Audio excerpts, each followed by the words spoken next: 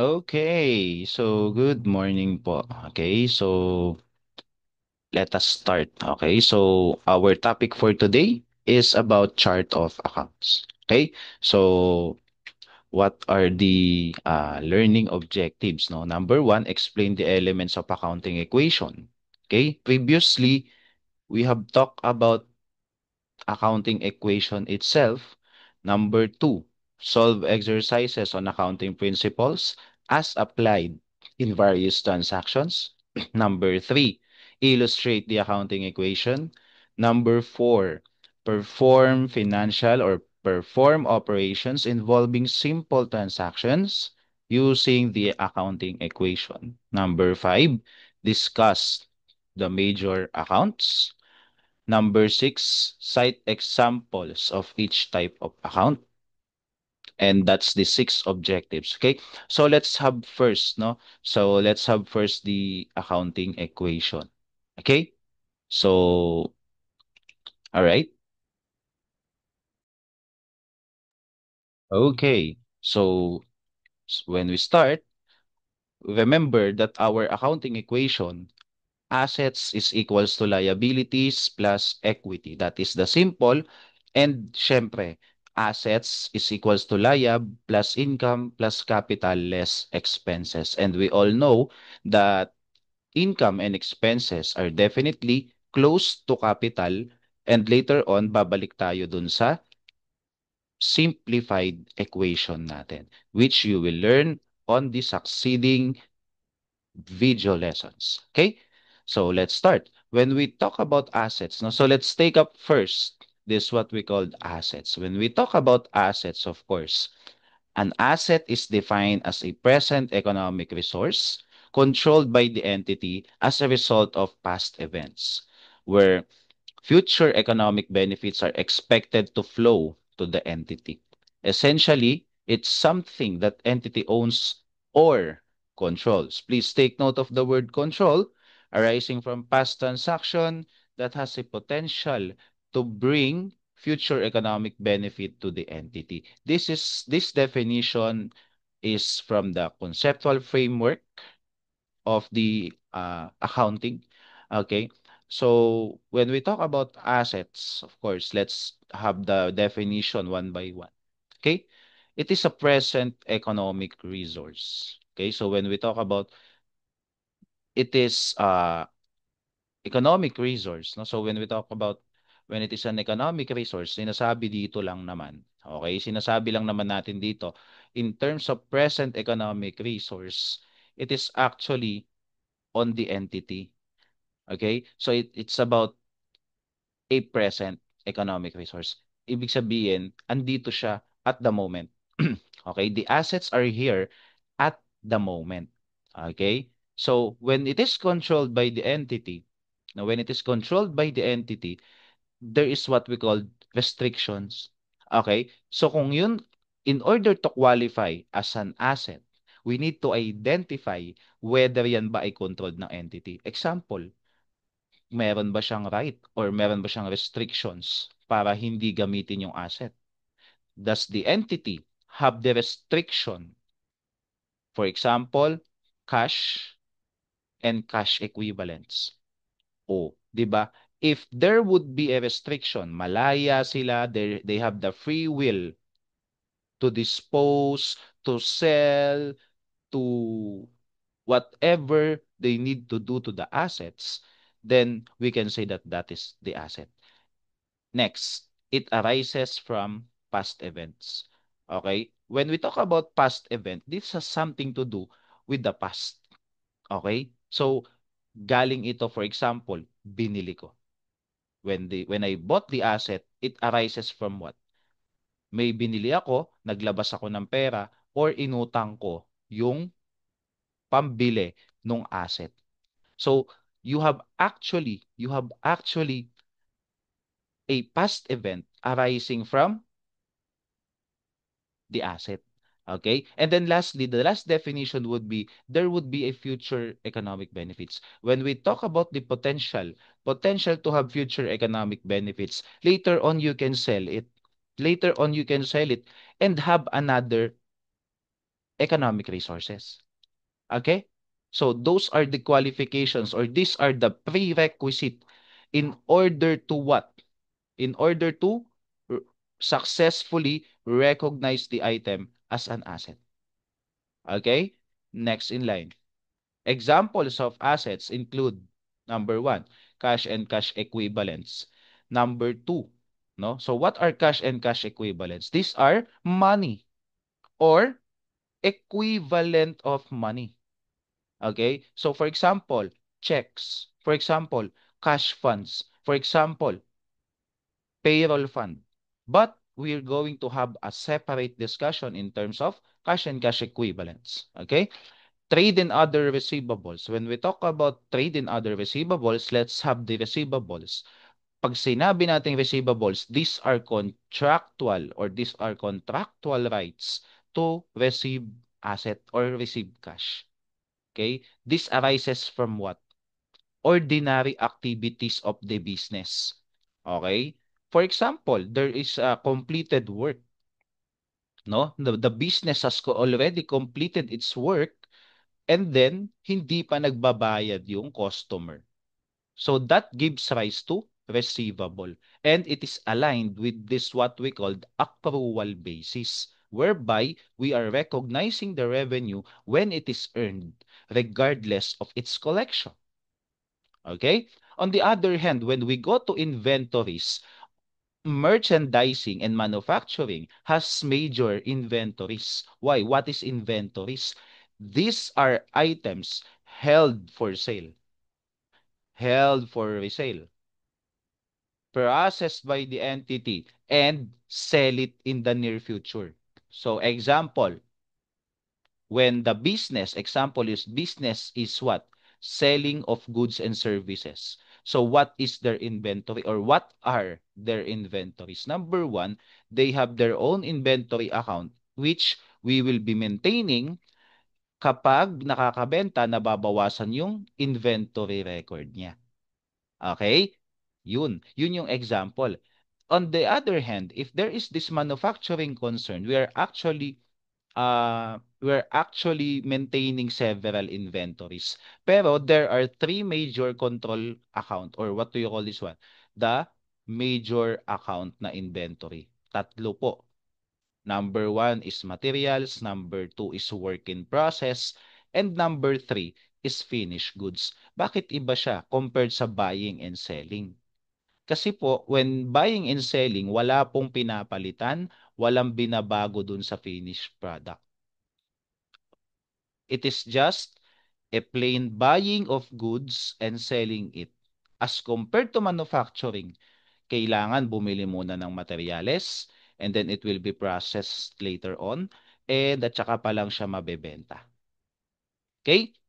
Next in line, prepayments. When we talk about prepayments, this has something to do with future expenses that has been paid already in advance. Kaya nga tinawag na prepaid. Example include prepaid rent. For example, you have a 1-year rent, no, monthly rent is 10,000 and then you pay 6 months in advance. So that would count as prepayments. Hanggat hindi pa po nag-e-expired ang benefit, it's still under prepayments. And the other account, the other current assets, yung mga assets na hindi nag-qualify dito sa apat. Okay? So, pero pwede natin, as much as possible, in order to achieve a reliable financial reporting, kailangan nating iayos yung tinatawag natin na other current asset. Kailangan yan i-qualify or i-quantify talaga dapat kung anong specific items yun. Pero hindi po limited dito lahat, no? Ang tawag dito sa line items na to ay current asset. Why? Basically, they are short term. Okay? Short term in nature. And, of course, dahil sila ay short term, they will be used within the year or tinatawag natin na normal operating cycle. Kung ano po yung mas matagal. Okay? Sir, bakit natin kailangan isipin kung ano yung mas matagal? Hindi ba dapat, sir, yung mas maikse? Hindi po. Kasi meron pong mga goods or meron pong mga goods na medyo matagal ang operating cycle. Example, wine manufacturing, mga red wine. Matagal po ang manufacturing yan. Okay? So, ibig sabihin, if lalagpas ng 1 year, kaya nga sinabi sa standard is 1 year or normal operating cycle, kasi minsan, mas matagal sa 1 year yung normal operating cycle niya kasi by the nature of the business itself, matagal talaga siyang mag-produce ng finished products. Okay? So, ganun po siya. Next, on the other hand, we have this what we call list of non-current asset or mas kilala siya bilang tinatawag na fixed asset. Okay? So, when we talk about fixed asset, that includes property, plant, and equipment. Ano po ang non-current asset? These are long-term asset na hindi nag-fall dito sa current asset. Ibig sabihin, the purpose of these assets will be for a longer period of time. Example, property, plant, equipment. Okay? So, subcategory, land, building, machinery, equipment. These are what? Tangible properties. Why? Kasi meron silang physical substance na nahahawakan, nakikita. Okay? Those are physical substance eh. Okay? On the other hand, yung succeeding na apat, for example, software, patent, copyright, trademark. So these are assets na tinatawag natin na intangible. Why? They don't have physical substance, pero nag-qualify sila under asset definition. Okay? So what are the asset definition arising from past event? It is what? It is what? An economic resource. And economic benefits will flow to the entity. Meron po yan lahat. Okay? So, pagdating lang sa assets, kailangan po, eto lang ang catch dito. Kailangan po, ma-meet natin tong apat in order to qualify as an asset. Okay? So, for example, another examples would have the investments, no? Hindi ko na ilagay. Investments. Investments are assets. That includes what? Yung mga shares na binibili natin whereby tayo ay investor. Okay? So, minsan, may mga investment na we are aiming for a passive income. Okay? We are aiming for a passive income in the sense that hindi mo kailangang magkaroon ng sobra or tinatawag natin na substantial participation. Okay? Next, when we go to liabilities, no? Sorry, no? So, unliab is what? No, hindi ko napalitan yung definition. Okay? So, ito siya. Okay? So, a present obligation of the entity arising from past event and the settlement, no? Sa kabila, do sa assets, when we go to asset, yung tinatawag natin na future economic benefits, this time, there is what we called what? Settlement, no? And that settlement will result to outflow of benefits. Okay? We don't actually recognize past obligations, only past events, but we are pertaining to what? Present obligation. And ang pagbabayad po ng obligasyon ay nagre-result sa outflow ng resources. 'Di ba? Una, magkakaroon ka ng resources, that is what we called assets. When we go to another, over the other, magsisettle ka in the near future ng tinatawag natin na what? Liabilities. Pag nagsettle ka ng liabilities, 'di ba magbabayad ka naman ng pera? Magbabayad naman ng cash. So ibig sabihin, merong outflow or paglabas ng resources po. Okay? Next in line. Examples of liabilities include accounts payable, notes payable. No? So kabaliktaran lang ito. Kung sa assets may receivable, sa liab merong payable. How about accrued expenses? These are your expenses na hindi pa nababayaran. How about deferrals? These are cash received in advance in lieu of the services that will be rendered and goods to be delivered. Okay, those are current liabilities. On the other hand, when we talk about bonds or mortgage, matagal ito. Okay? Ibig sabihin, pag sinabing bonds, sa kabila, investment, pero kung ikaw naman ang nangungutang, ang tawag doon ay bonds. Because bonds are what? These are evidence that you are paying. Okay? Or may nag-invest sa'yo. Okay? And it is evidenced by bonds. Okay? What about mortgage payable? Mortgage, ito po ay isang kautangan or isang obligasyon na pangmatagalan, and there is what we call collateral. It can be subdivided into what? It can be chattel mortgage or a real estate mortgage. Okay? So for example, mangungutang tayo ng malaking amount, no, sa bangko, there is what we call collateral. So if may collateral, ang tawag doon mortgage payable na po iyon. Why? From in the moment that hindi makakabayad or hindi tayo makakabayad, mafo-foreclose yung property natin. We call that as mortgage payable. Okay? When we talk about equity, pag sinabi nating equity, this is the difference between the asset and liabilities. Yun po ang nasa definition ng equity under the conceptual framework. Okay? It is the residual interest in the assets of the entity after deducting its all its liabilities. No?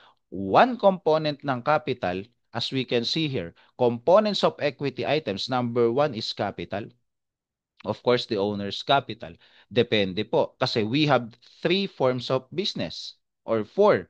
Pag-uusapan natin to sa mga succeeding video. Okay?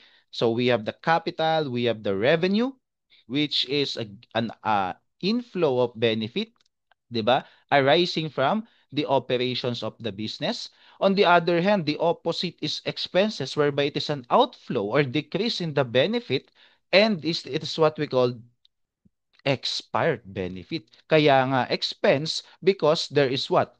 Expired benefit. Also, that includes additional investments of the owner.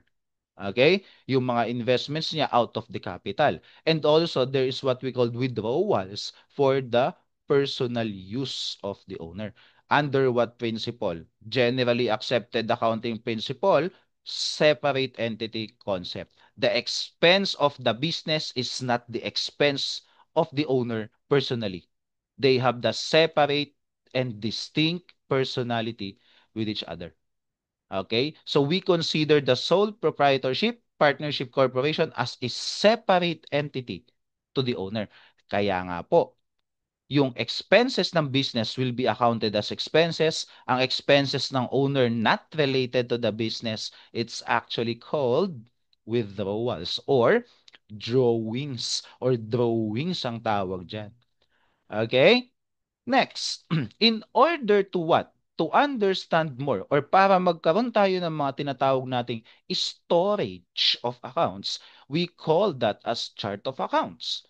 Okay? So this include all the accounts that will be used by the company to categorize what? Financial transactions during the period of time. Okay? Examples, ang assets po, nilalagyan natin ng tinatawag na number coding. Assets will be for big companies, example 1,000 to 1,999. So ibig sabihin, every item that starts with 1 is classified as assets. How about liabilities? Number 2, 'di ba? Every from 2,000 to 2,999 or 2,999, it is accounted for as liabilities. Okay? How about shareholders equity or owner's equity? Number 3 ang umpisa. So, pag ganito po, madali nating ma-identify ano yung asset, ano yung liabilities, ano yung equity, ano yung revenue or income, ano po yung expenses. Okay? So, later on, for your activity, create a sample chart of accounts for a what? For a restaurant business. Ngayon, paano gagawin natin? Isipin muna natin ano muna yung accounting equation. After that, ilagay natin kung magsiset up ka ng isang restaurant business, ano-ano yung mga possible na accounts na pwede mong gamitin. Okay? So ano-ano po iyon? No, you can search to Google, you can search to web or to the internet kung ano po ba ang pwede nyo pong gamitin na mga accounts and prepare a chart of accounts through it. No? So hindi naman necessary na 1,000 to 1,999. Pwede naman kung hindi naman ganoon kalaki ang business, pwede naman magsimula sa 100, 200, 300. Pero again, may bracket. Okay, ibig sabihin, yung assets dito sa example na to, yung assets will fall 1,000 to 1,999. Okay? So, ibig sabihin, ganon kalaki yung negosyo nila. Sir, bakit kailangan ng ganyan? Eh, kasi the business will continue. The general assumption, the business will continue through indefinite time. Also known as going concern. Okay? Ibig sabihin, if the entity is going concern, marami yung account. Ibig sabihin, in an indefinite period of time, mahaba yung operations niya. Okay? So, I will prepare a Google form para mas madali ito sa'yo. Okay? So, conclusion, no? Understanding the elements of the accounting equation will be easy if there is what we call chart of accounts. All we have to do is to categorize, no? So, the difficult stage in establishing the business is knowing what the accounts ang kailangan mo. 'Di ba? For example, the business is a service business. Do you need several inventory accounts? No, because you are not selling. It's not the selling of the food that you are rendering, but rather you are you are providing services to the people. No? Pero hybrid po kasi ang restaurant. Merong inventory, merong services. May inventory kasi mine-maintain natin yung mga stocks natin. So gawan nyo po yun ng chart of accounts. Okay? Mga sample chart of accounts. No, so these are considered storage for accounts na gagamitin. Okay? Sa ating pagpe-prepare ng financial statements. Kasi we all know that the financial statement is the final outcome of the company. Okay? In order to know what are their financial positions, what are their financial structure, ano po ba yung tinatawag natin na results of operations, and the inflow and outflow or the movement of the cash of the company. Okay? So far, if you have questions, i-message lang ako sa Messenger. And thank you for your listening. Thank you for your time. Maraming salamat po. See you po sa ating next module. Bye and thank you and have a nice day, everyone.